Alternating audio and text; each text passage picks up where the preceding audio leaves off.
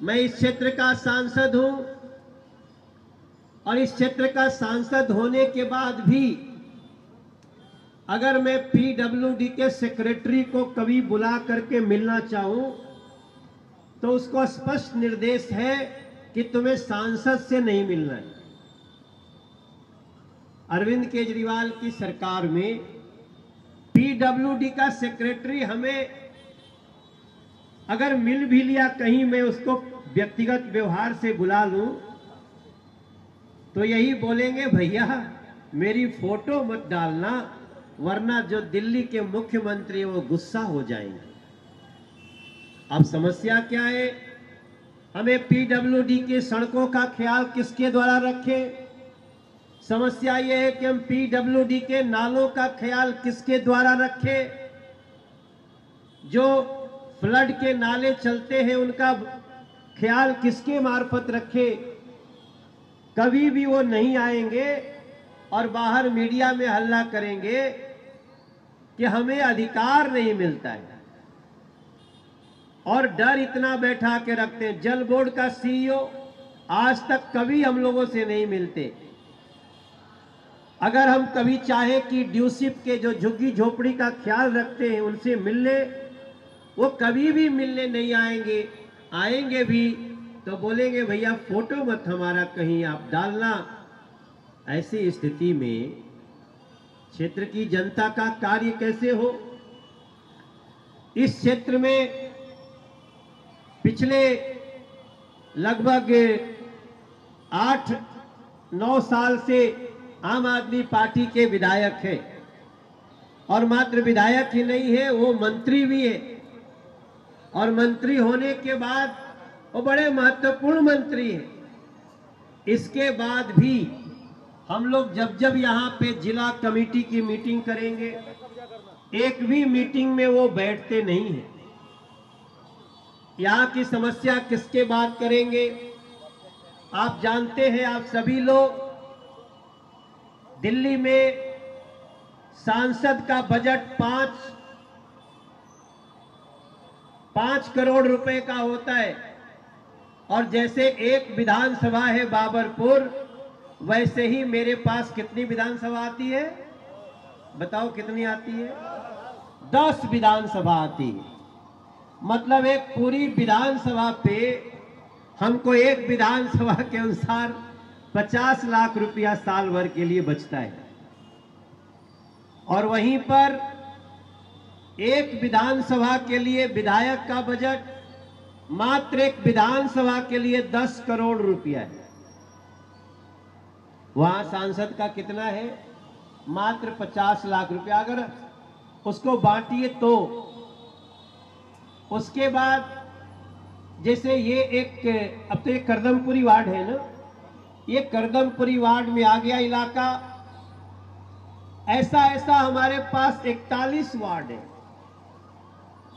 अगर उस 50 लाख को और 4-4 भाग में बांटिए तो मुश्किल से 12 लाख रुपया पड़ता है एक वार्ड के ऊपर। इसके बाद भी आप सबको पता है इस क्षेत्र में मेट्रो नहीं आती थी। मेरे सांसद बनने के पहले यहां मेट्रो नहीं आती थी। मेट्रो वही किनारे बॉर्डर पे रह जाती थी। पहली बार नरेंद्र मोदी के आशीर्वाद से शिव विहार तक मेट्रो लाने का काम भी किया तो आपके साथी मनोज तिवारी सांसद के रूप में किया। आज हमारे ब्रजेश पाठक भाई से पूछ रहा था मैं कि आपको यूपी सदन से यहां आने में कितना टाइम लगा? उन्होंने कहा कि मुझे लगभग 1.5 घंटा 1.25 घंटा लगा। बीच में वो मरघट वाले बाबा पे दर्शन भी करके आ रहे हैं। एक बार प्रेम से बोलिए मरघट वाले बाबा की।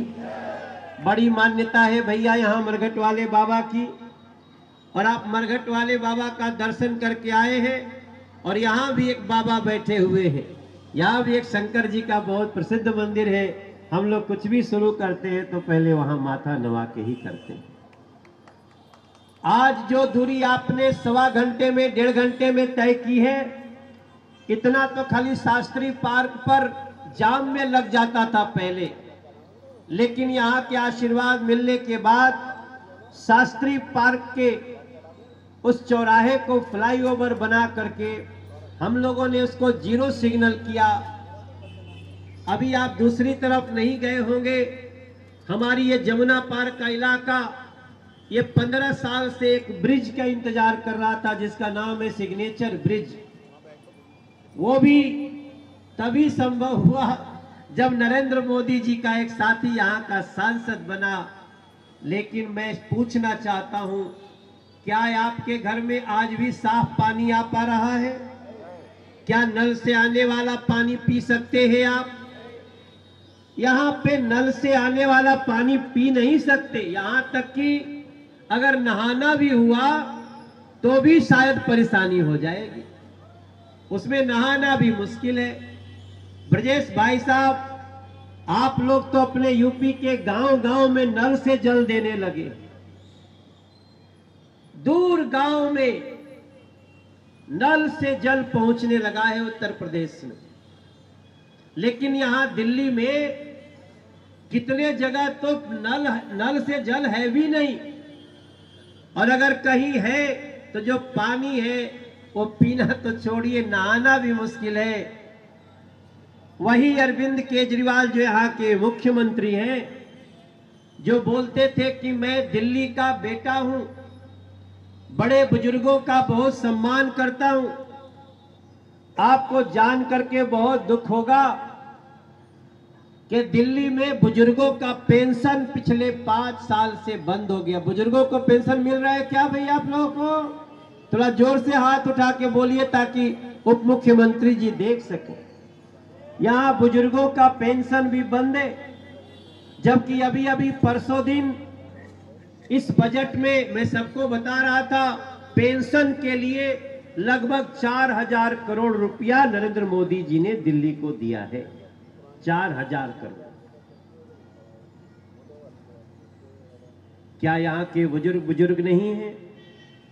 क्या यहाँ के बुजुर्गों का आपने उनसे वादा नहीं किया था? यहाँ पे गली में चले जाइए, अगर गली में ठीक ध्यान से ना देखे तो कई गलियां ऐसी आप गिर सकते हैं। ऐसी स्थिति में यह क्षेत्र जी रहा है। यहां आप थोड़ी दूर पहले एक नाला है, ये मेट्रो के बगल से, उस नाले के किनारे अगर खड़े हो जाए आदमी, अगर आधा घंटा खड़े हो जाए तो बेहोश होकर के गिर भी सकता है भाई साहब। ये दिल्ली की सच्चाई है।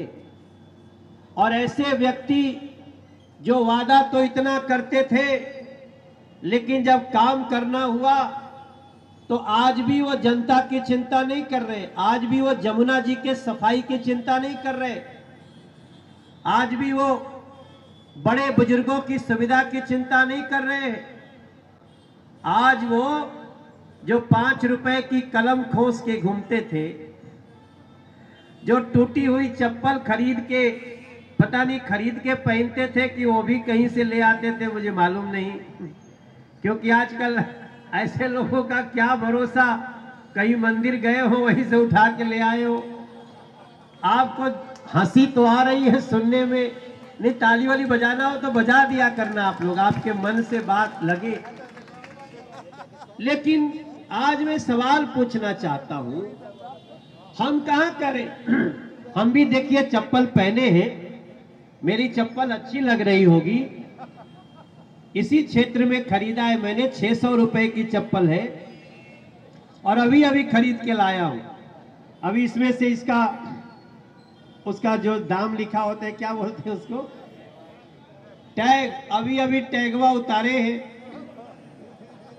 600 रुपया लिखा हुआ था, और टेबलवा के नीचे फेंके हैं। कोई अगर मीडिया का भाई चेक करना चाहे तो चेक करा देंगे। मैं तो ऐसा ही चप्पल पहनता था और पहनता हूं। मैं तो सिनेमा का हीरो भी रहा हूं। मेरे घर में आज भी कई बार अमिताभ बच्चन जी भी आ जाते हैं, कई बार बड़े बड़े स्टार आते हैं। हम भी अपना घर अच्छा बना के रखे हैं, लेकिन मेरा पूरा घर बनाने में, घर मतलब उसको क्या बोलते हैं, पर्दा लगाना, सोफे लगाना, टीवी लगाना, जो घर की सजावट होती है उस पे मेरा खर्चा हुआ टोटल 19 लाख रुपया। इतने में मैं बड़ा पसीना हो रहा था कि बाप रे बाप, मुझे 19 लाख रुपया लगाना पड़ा। लेकिन जो आदमी 5 रुपए की कलम और एक टूटी हुई चप्पल पहन के घूमते थे, शर्ट भी ऐसा बनवाते थे कि ऊपर नीचे बटन हो, ताकि लोगों को लगे ये बड़ा गरीब आदमी है, ऐसा दिखाते थे ये बहुत साधारण आदमी है, यही आम आदमी है, यही कॉमन पर्सन है। बाकी तो मनीषा बता रही थी वो मुख्यमंत्री बनने के पहले क्या क्या कहते थे। जितनी बातें बोलनी थी बोलते थे, और आज जब उनका घर बन के तैयार हुआ है, आपको जान करके हैरानी हो जाएगी।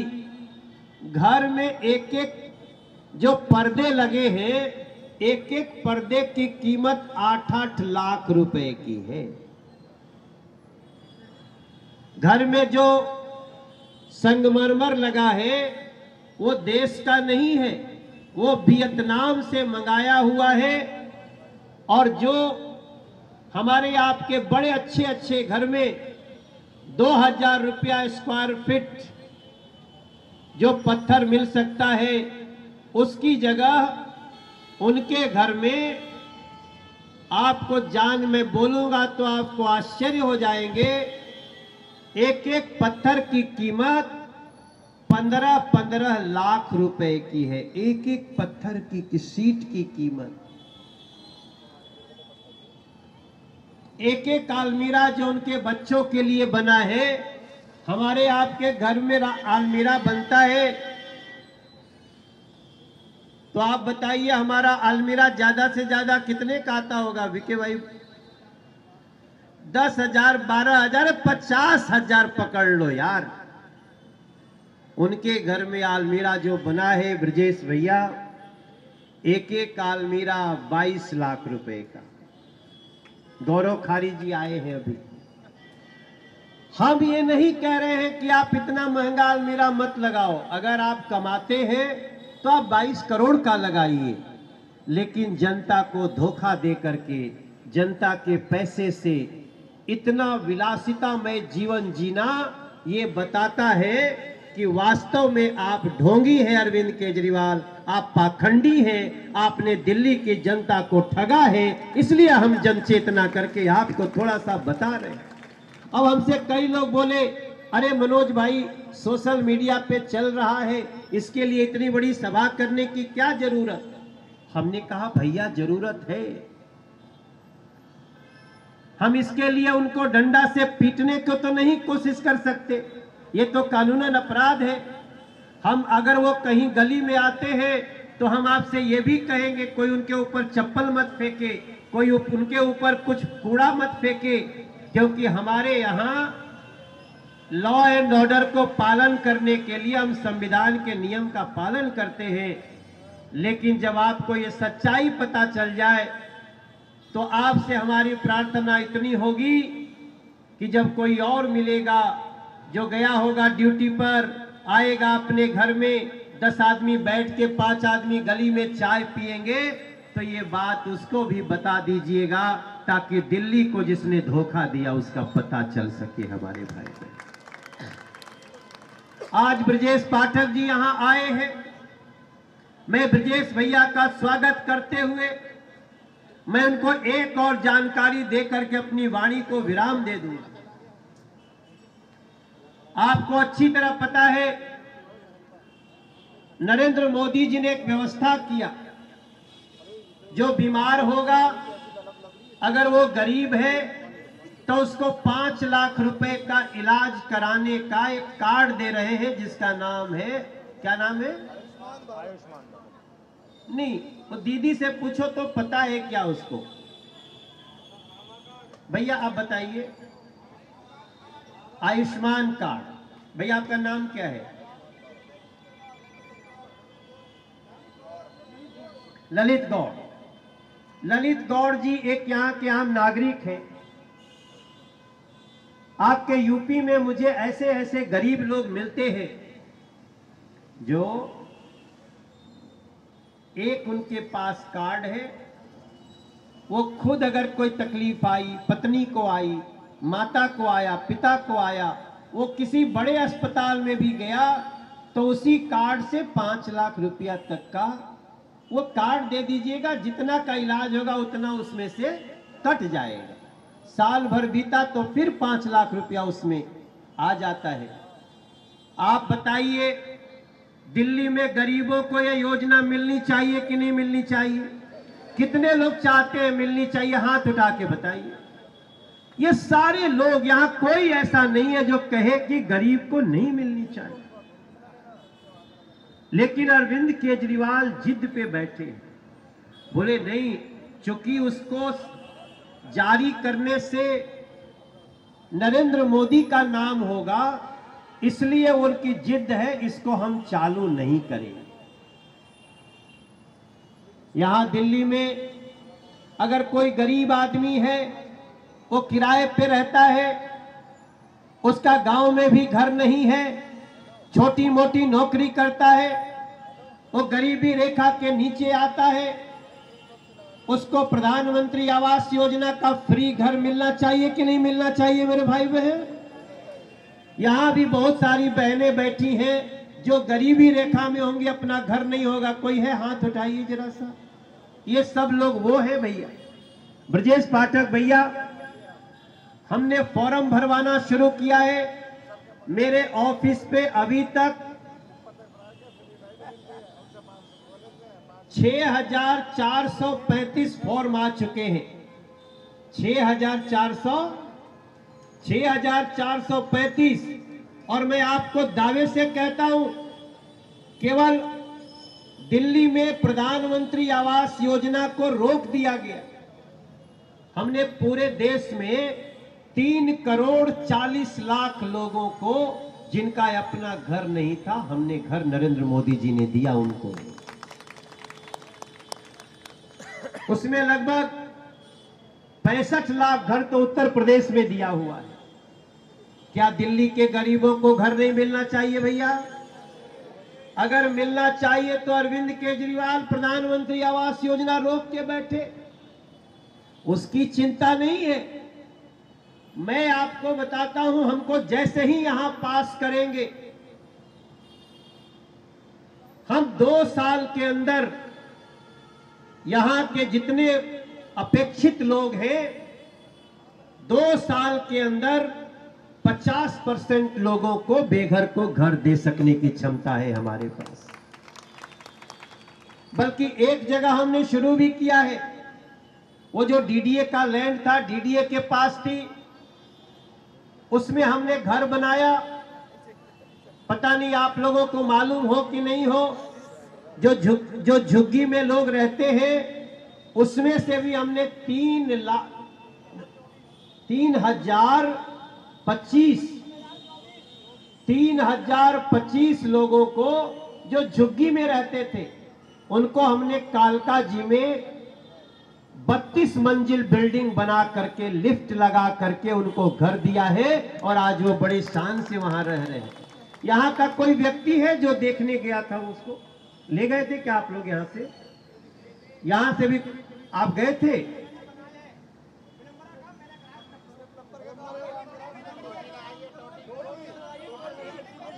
का काम इन्होंने किया है।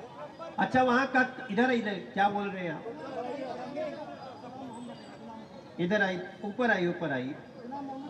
हम भाषण देने नहीं आए हैं, हम तो खाली कुछ सूचना देने आए। क्या आपकी फिटिंग मैंने करी है? अच्छा, बताओ इसको कैसा है? 3,024 फ्लैट बनाए हैं। गुलाम मोहम्मद। पानी की फिटिंग मैंने करी है। 3,024 फ्लैट बने हैं, मोदी जी ने बनाए हैं, और 1800 फ्लैट हैंडओवर हो गए हैं। 1,012 फ्लैट बचे हैं जो आगे देंगे। हाँ, तारों में लिफ्ट लगी है। हर टावर में 2-2 लिफ्टें लगी हैं, और वो 20 टावर हैं। बहुत बढ़िया। ये अब आप सोचिए, क्या झुग्गी में रहने वाले जो लोग हैं, उनके बच्चों का भविष्य अच्छा नहीं होना चाहिए? ये नरेंद्र मोदी जी कर सकते हैं, लेकिन वही काम जो दिल्ली सरकार ने 2013 से वादा किया हुआ है, आज तक एक भी किसी को घर देने का काम नहीं किया। लेकिन अपना घर बनाना हुआ तो एक घर जिसकी रंगाई पुताई पर्दा संगमरमर लगाने में 45 करोड़ रुपया खर्चा किया। तो मैं कभी कभी सोचता हूं, देखिए मैं तो कवि हृदय भी हूं, मैं अक्सर एक कविता गुनगुनाता हूं। मैंने एक कविता अपने लिए बनाई है कि ईश्वर जो कुछ करता है अच्छा ही करता है, मानव तू संघर्षों से काहे को डरता है। लेकिन ये गाना मैं गाता था साल भर पहले, अब नहीं गाना चाहता हूं। अब मैं सोचता हूं ये आदमी का हृदय कैसा है। जो दिल्ली के मुख्यमंत्री जी हैं अरविंद केजरीवाल जी, आपका मन इतना निर्दयी कैसे हो सकता है कि दिल्ली की जनता सारी समस्याएं झेलती रहे और आप अपना घर, एक एक घर की पर्दे और संगमरमर पे 45 करोड़ रुपया लगा दे। तो मैं आपसे कहने आया हूं मेरे बाबरपुर के भाई बहन, ऐसे लोगों को अब दिल्ली से उठा करके फेंक देना चाहिए। ऐसे लोगों को दिल्ली में रहने का, दिल्ली के सत्ता में रहने का कोई अधिकार नहीं है। अगर मेरी आपको बात समझ में आए तो आप हमारी बात को गली में पहुंचाइएगा।